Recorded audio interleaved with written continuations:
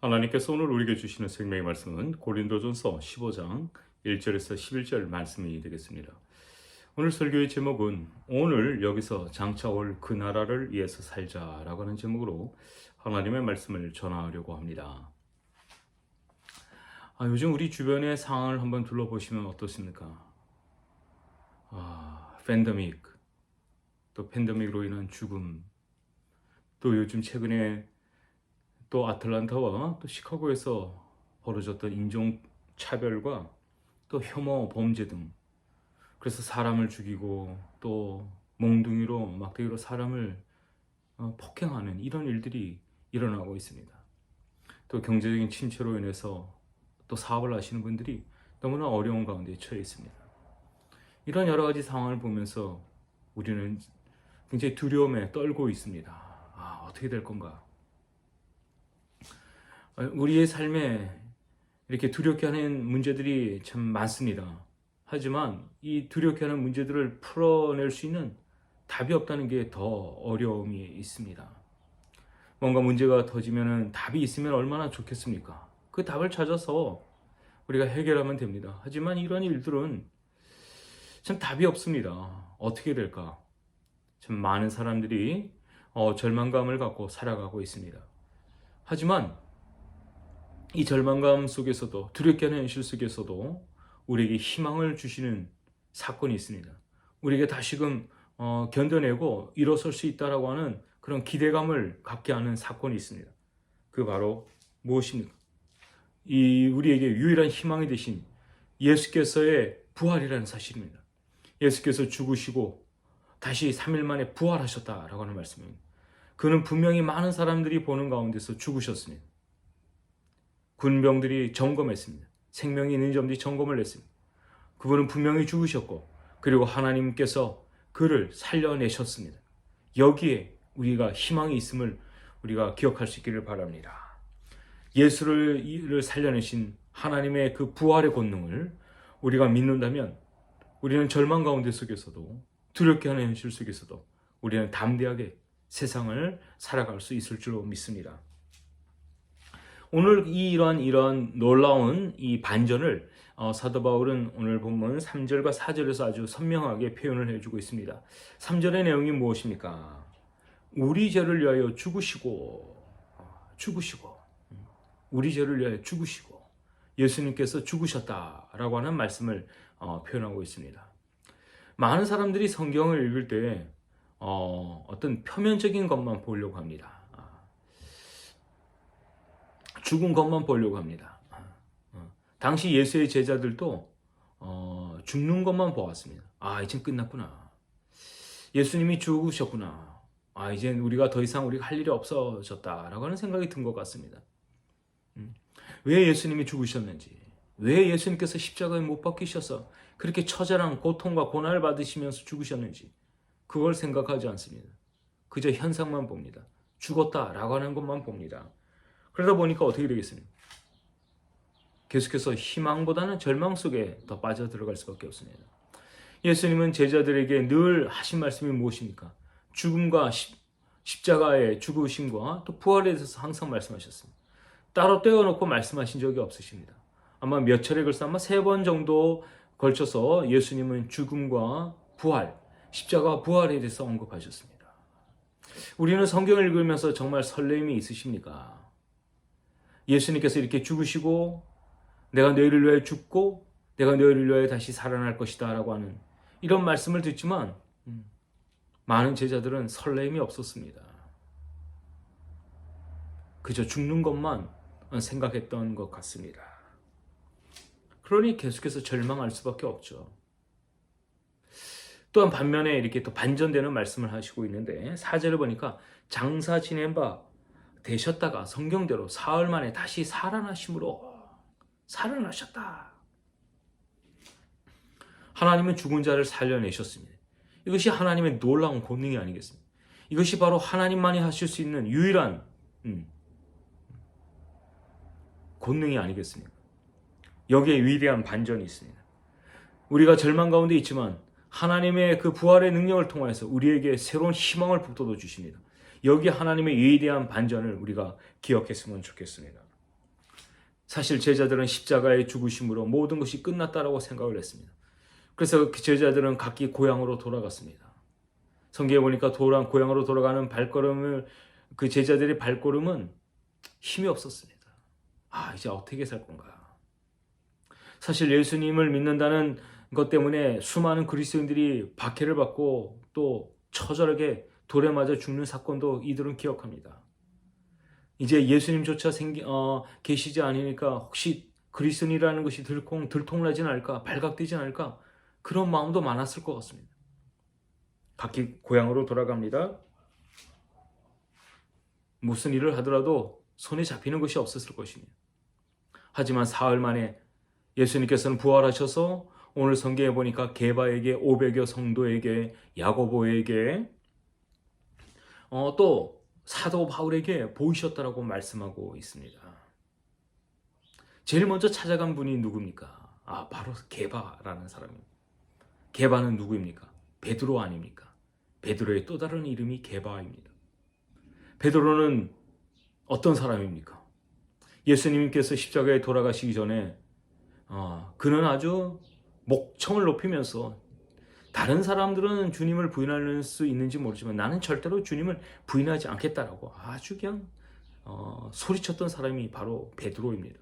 하지만 정작 어린 소녀의 질문 앞에 베드로는 3번이나 크레센도 하면서 나는 저 사람을 알지 못한다. 나는 저 사람을 절대로 알지 못한다. 나는 저 사람과 전혀 상관이 없다라고 부인했던 사람이 바로 베드로입니다. 그런 베드로가 고향에 돌아가서 그물질을 할 때 뭐 힘이 있었겠습니까? 지난 날을 생각하면서 그 마음에 무거운 죄책감과 또 내가 왜 그랬을까 하는 그런 자기감 속에 빠져 살았을 것입니다. 그런 베드로에게 우리 예수님은 다가가셨습니다. 그리고 예수님은 인격적으로 베드로에게 질문을 합니다. 내가 나를 사랑하느냐?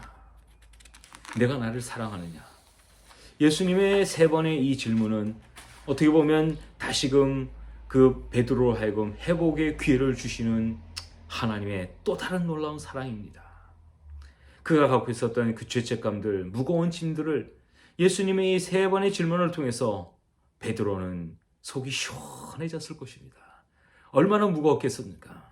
그 무거웠던 짐을 우리 주님이 그 질문을 통해서 그 답답하고 참 자신이 얼굴을 들지 못할 정도로 부끄러움에 있었던 그 베드로를 회복시켜 주셨습니다.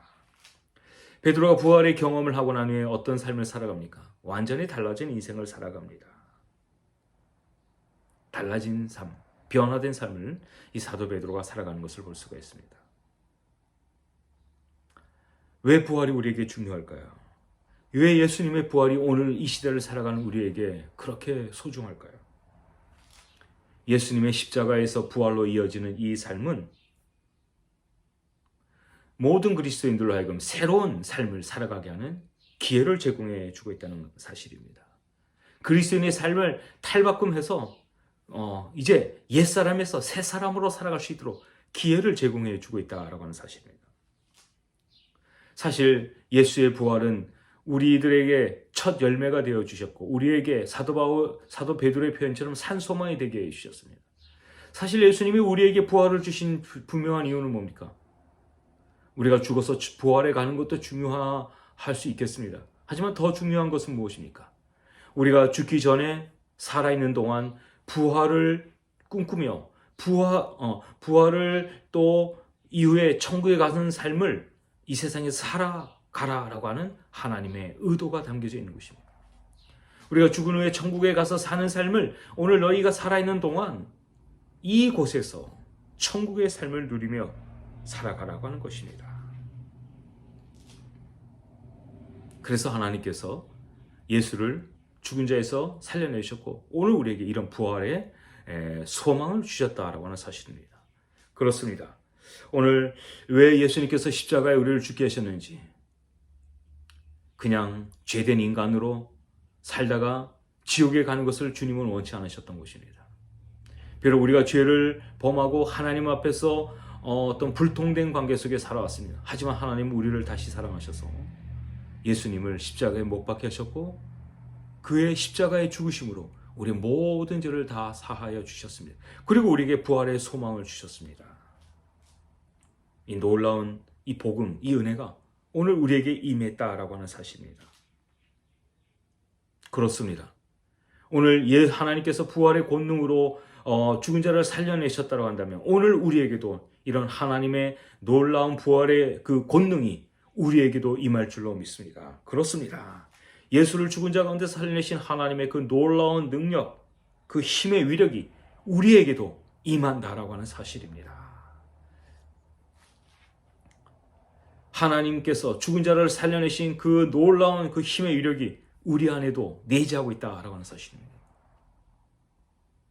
사도 바울은 빌립보서 3장 10절에 내가 그리스도와 그 부활의 권능과 그 고난의 참여함을 알고자 하여 그의 죽으심을 본받아. 사도 바울은 그 부활의 권능을 체험하고 난 후에 그 어떤 고난 앞에서도 담대하게 헤쳐나가고 있는 것을 볼 수 있습니다. 무엇이 그로 하여금 그렇게 가능하게 했을까요? 죽은 자를 살려내신 그 부활의 권능을 확신했기 때문입니다. 오늘도 우리 주변에는 두렵게 하는 문제들이 참 많습니다. 우리는 그 두려움으로 인해서 우리의 삶이 희망보다는 절망 가운데 빠져 살 때가 많습니다. 오늘 다시 한번 우리에게 그 힘의 위력을 주신 것을 믿는다고 한다면 오늘 그 힘을 통하여서 우리가 담대하게 두렵게 하는 현실들을 헤쳐나가야 될 줄로 믿습니다. 부활의 권능은 죽은 신앙, 죽은 소망, 죽은 믿음을 다시 회복시켜 주십니다. 이 부활의 권능을 믿는 자들은 다시 우리에게 살아있는 믿음, 생동감 넘치는 믿음, 활기찬 그런 삶을 살아갈 수 있도록 우리에게 힘을 북돋워 주실 줄로 믿습니다. 두렵게 하는 현실에 우리가 놓여 있습니다. 하지만 오늘 죽은 자를 살려내신 하나님의 그 부활의 권능을 힘입고 오늘 위대한 반전을 만들어가는 우리가 되었으면 좋겠습니다.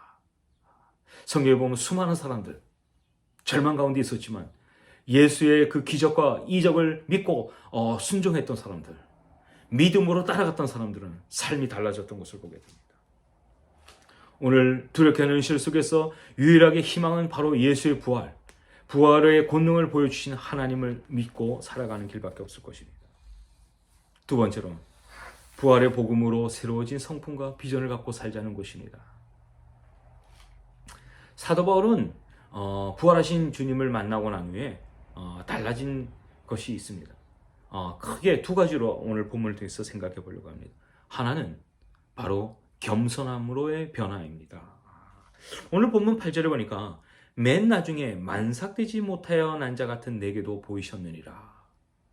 엄청난 고백을 하고 있습니다. 만삭되지 못하여 난 자. 사울이 이런 사람이었습니까? 입만 열었다면 그냥 자기 자랑하고 자기의 그 우쭐함 속에 살았던 사람이 아닙니까? 교만이 철철 넘쳤던 사람입니다. 하지만 예수의 부활을 경험하고 난 후에 그는 달라졌습니다. 그는 겸손한 사람이 되었습니다. 자신을 어떻게 표현하고 있습니까? 만삭되지 못한 자. 만삭되지 못한 자. 예수의 부활을 경험하면 성품이 달라집니다. 겸손한 자가 됩니다. 우리가 영어로 겸손이라는 단어를 humility라는 단어를 씁니다. 이 humility라는 이 겸손은 휴무스라는 단어에서 파생이 되었습니다. 휴무스라는 말은 흙이라는 말입니다. 이 흙은 어떤 흙이냐? 색깔이 짙고 유기질과 영양분이 풍성한 흙이라는 사실입니다. 이 흙에 뿌려지면 어떤 씨앗도 잘 자라서 열매를 맺는다는 말입니다. 겸손한 마음. 우리가 겸손한 마음을 갖고 있으면 롱런할 수가 있습니다. 좀 잘 된다고, 좀 높아졌다고, 좀 커졌다고 우리가 조금씩 교만이 싹트기 시작할 때 시간이 지나면 지날수록 그 교만은 나를 무너뜨리게 할 것입니다. 나를 넘어지게 할 것입니다. 하지만 이 사도 바울은 이 겸손한 마음을 갖고 그의 마지막 하나님을 부르시는 그날까지 휴무스의 기질을 갖고 살았다는 것입니다. 사랑하는 성도 여러분, 여러분들 마음속에서도 이런 휴무스 흙을 갖고 살아가는 여러분 되시길 원합니다. 여러분을 통해서 들려지는 그런 겸손한 말, 여러분을 통해서 들려지는 겸손한 행동들이 누군가에게 위로와 소망이 되는 휴무스 같은 밭을 갖고 살아가는 여러분 되시기를 간절히 소원합니다. 또 하나는 뭘까요? 사도 바울이 부활의 권능을 체험하고 난 후에 비전을 깨닫게 됩니다. 오늘 본문 9절에 보니까 이런 말씀이 있습니다. 나는 사도 중에 가장 작은 자라. 나는 사도 중에 가장 작은 자라. 사도라는 말은 뭡니까? 예수 그리스도의 복음을 전하고자 파견된 사람이 바로 사도가 아닙니까? 사도 바울은 사도 중에 가장 작은 자. 무슨 의미가 있겠습니까? 많은 사도가 있습니다. 많은 일꾼들이 있습니다. 자신이 늘 배우는 사도가 되겠다라고 하는 말입니다. 옆에 많은 사도들을 통해서도 배우고 또 많은 예수의 증인들을 통해서 자신은 늘 배우며 또 그들을 존중하며 살겠다라고 하는 그런 결단이 여기에 숨겨져 있는 것입니다. 그래서 사도 바울이 3차 전도 여행을 통해서 가는 곳곳마다 많은 소위 무식한 사람들, 배우지 못한 사람들을 만나지만 그들을 대하는 그 태도를 보십시오. 얼마나 정말 리스펙트하면서 존중하면서 그들을 가장 높이는 그런 모습을 우리가 발견해 볼 수가 있습니다. 마지막입니다. 부활의 권능을 잃고 오늘 여기서 천국을 경험하며 살아가는 자가 되자라고 하는 말씀입니다.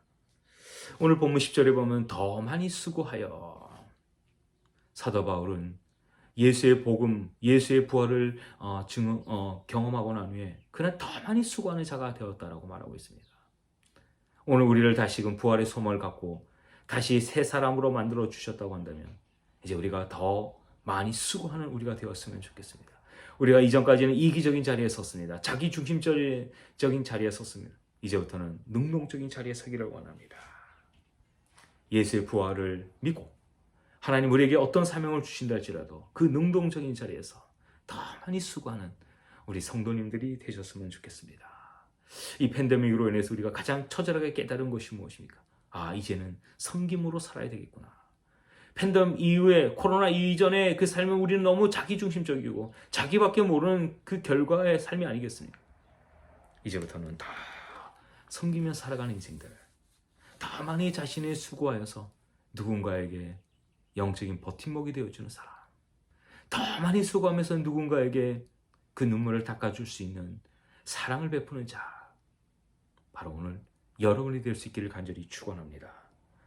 우리가 능동적인 자리에 서서 살지만 때로는 나를 지치게 할 때가 참 많이 있습니다. 주변의 말들, 이러쿵저러쿵 하는 말들이 우리의 그 열정과 의욕을 식어지게 할 때가 참 많이 있습니다. 하지만 사도 바울은 그런 상황 속에서도 어떻게 대처했는지, 어떻게 처신했는지 우리 성경에서 볼 수가 있습니다.